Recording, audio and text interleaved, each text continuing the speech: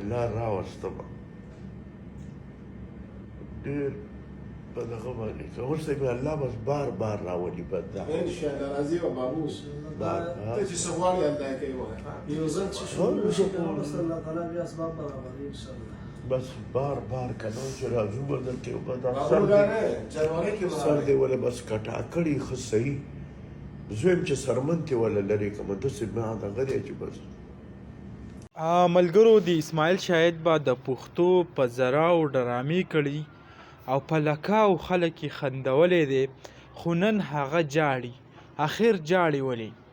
که زه تاسو ته ویم تیر شوي وخت کې اسماعیل شاهد چې کله عمرې له لاړو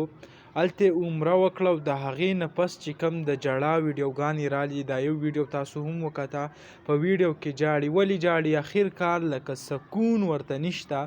که د دنیا ته هر قسمه لکه خلک وخندې اسماعیل شاهد چې کوم دی زه وایم چې په لکاو خلک چې کوم دی هغه یې خندولي دي داسې قسمه ډرامې به جوړولي د خندا به ډکې وي خو په خپله هغه ته سکون نشته په زړه باندې غمونه دي ولې